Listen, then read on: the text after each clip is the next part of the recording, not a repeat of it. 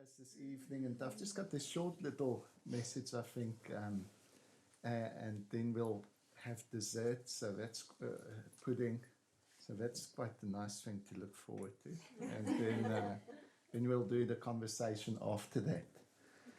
So, Papa, thank you for your company, for your presence, for your readiness to reveal yourself. The fact that you know each one of us so intimately and so fully. And so, Lord, we pray that you would open our eyes to see what you see, to see what you see in us.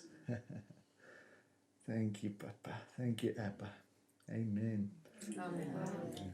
I want to do something a little bit different in different groups. You know, we've got different types of ministry, and tonight I want to actually just go to the scriptures and unpack a little story from John 4. John 4 is the story of Jesus meeting with this woman at the well, and Jesus left the Judean countryside and to go back to Galilee. And to get there, he had to pass through Samaria. Now, the reason Jews often avoided Samaria in that time is these were the kind of people they just did not get along with. And they would rather travel a week longer and avoid passing through that countryside to get to their destination. So if you did find a Jew traveling through Samaria, it's because it was urgent. They had to. If you read the piece before, it seems like there was an urgency in Jesus and his disciples. They had to get somewhere, so they had to go through Samaria.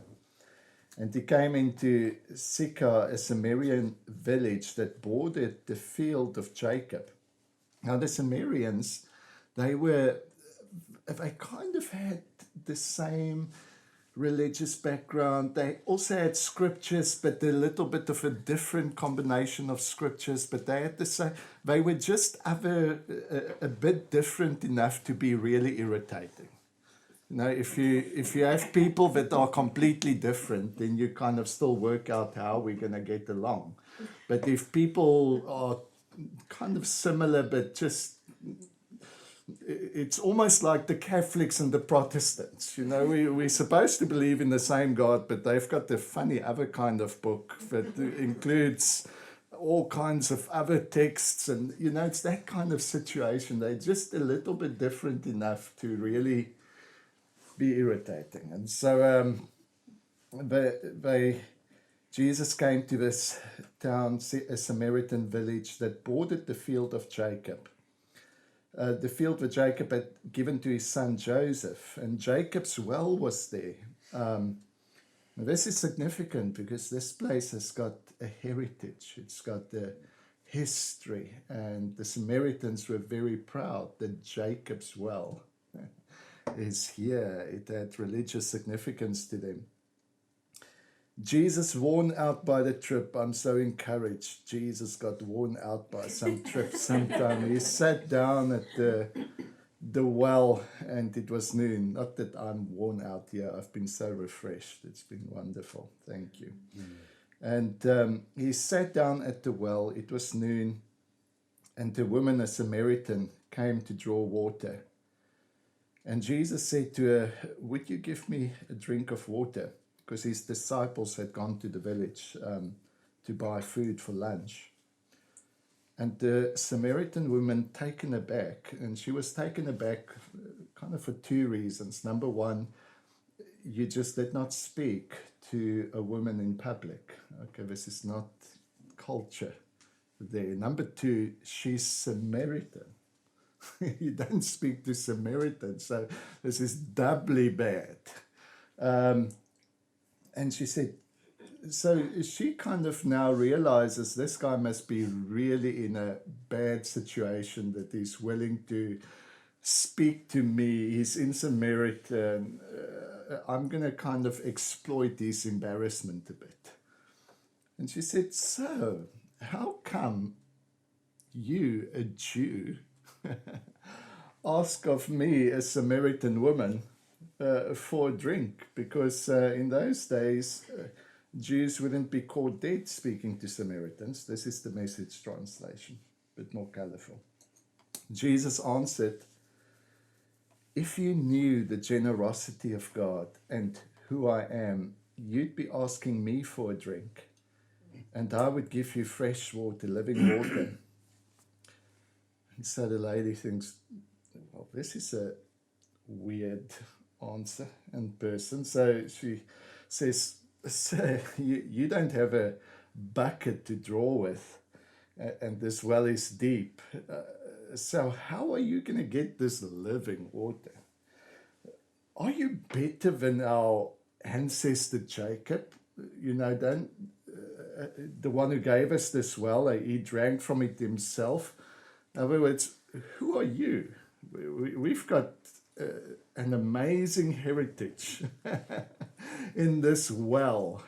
We've been coming to this well for as long as we can remember, week after week after week, to come and get our drink from Jacob's well.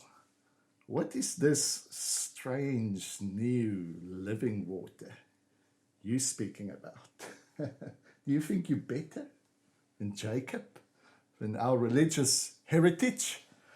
And Jesus said, you know, everyone that drinks of this water will get thirsty again and again. But anyone who drinks from the water that I will give will never thirst, not ever. But the water that I will give them will become in you an artesian spring gushing forth into endless life. In other words, hey, instead of you just insisting that I'm going to get my next drink from the same place that I've been getting it for as long as I can remember, Jesus suddenly makes her aware of this simple fact. Your tradition has left you thirsty. Your religion has not satisfied. And I'm not here to just kind of perpetuate that lifelong cycle of you coming week after week to desperately try and get another drink. I want to introduce you to a well, to a source of life within you. And she says, wow, sir, give me this living water so that I won't have to get thirsty and won't ever have to come back to this well again. And Jesus says, well, go call your husband and come back. And she says, I have no husband. And Jesus said, well, that's nicely put, because actually you've had 5 husbands, and the guy that you're living with now, number 6, is not your husband. What she's not realizing is that she's talking to number 7, the man who's going to satisfy. You know, and suddenly with this, suddenly with this kind of prophetic insight, she realizes, I'm speaking to a prophet. So she says, okay, I perceive you're a prophet. And so seeing that you're a prophet and religious, let's speak religion. You know, you Jews tells us that we must go to Jerusalem and worship, but we know that we're supposed to worship on this mountain. In other words, let's talk religion. Where do you go to church? And where are we supposed to go to church? And Jesus gives such a good answer. He says, you know, all of those questions are part of worshipping in the dark. He says, there's a time coming. It has, in fact, come. When what you are called and where you go to worship will not matter. but it is who you are. You see, God has chosen his favorite place of encounter, and it is who you are. It's not this mountain or Jerusalem there or here. It doesn't matter what you call it, where you go, until you come to this place that you realize that sacred place that's been prophesied even in the way in which the temple was designed, this space in which the place behind the curtain that's sacred, the most holy place. And Jews kind of saw that place, the most holy place, as a place beyond our universe. It's the place from which all of creation came. And that's why as you move from the Holy of Holy place, there's the light candles. That's the first day of creation, where God separates light from darkness. Then it's the bowls of water. So the actual ornaments that's placed from the Holy of Holies portray the 7 days of creation. But it all begins in this place called the Holy of Holies. And when God spoke about that place, he said, there I will meet with you.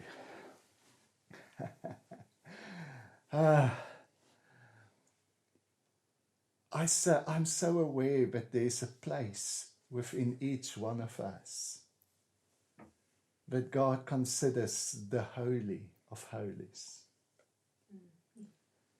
That he considers the most sacred space. And his desire is so for you to come to realize that it's there. But he wants to meet with you. Not come and just give you a new idea. Not come and just give you a new doctrine. But there's a place of encounter beyond description. There's a place of encounter where you suddenly realize the beauty and meaning of existence. A place where you realize that I am fully accepted. I'm fully embraced. I'm kept in existence because this God continues to desire me into existence. And so, she continues and he says, it's who you are that counts before God. Your worship must engage your spirit in the pursuit of truth. That's the kind of people the Father is looking for. Those who are simply, now listen to this, what kind of people are the Father looking for? Those who are simply and honestly themselves. Wow. That's amazing. God doesn't say, hey, I want some of you to start acting better, performing better.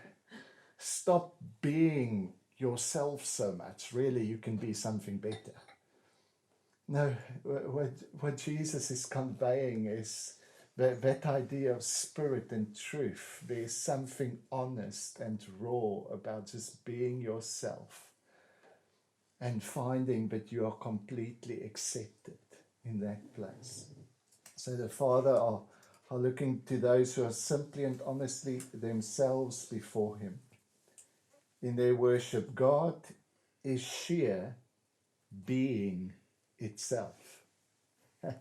Isn't this beautiful in the message? Spirit. Those who worship him must do it out of their very being, their spirits, their true selves in adoration. Now, what we often do when we come to this place of encounter, where we come to this moment, where where we sense that we are drawn beyond just the normal into encounter, is we kind of backtrack and we say, wow, this is getting a bit too close to home. And one of our strategies is to say, no, I'm not quite sure.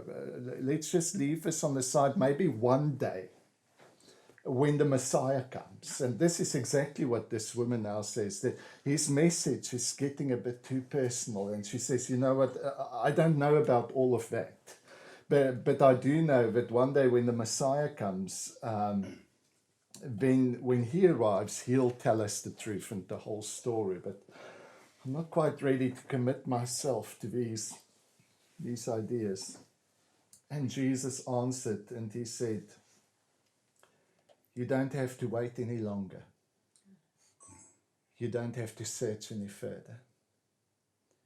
See, how much of Christianity, how much of the people we encounter are still in a place where they're waiting for another day. They're searching for another experience.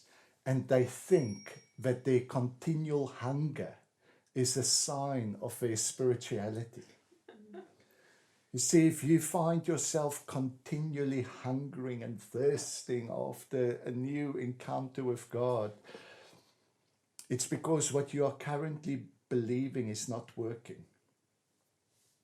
Jesus satisfies. He says, the water that I give to you, if you partake of me, if you drink of this water, you will never thirst. Now, obviously, there's this beautiful place of anticipation and desire that remains, but it is no longer that desperate desire of, where are you? You're not Godfrey Bertel. You listen to some of his music. We're traveling with him one day. We were going to go minister in a pub somewhere in Lincoln. And he said, you won't believe what kind of music I've played before this message hit my spirit. He said, let me just play you one of the songs. And he says, this is one of the songs that was most popular throughout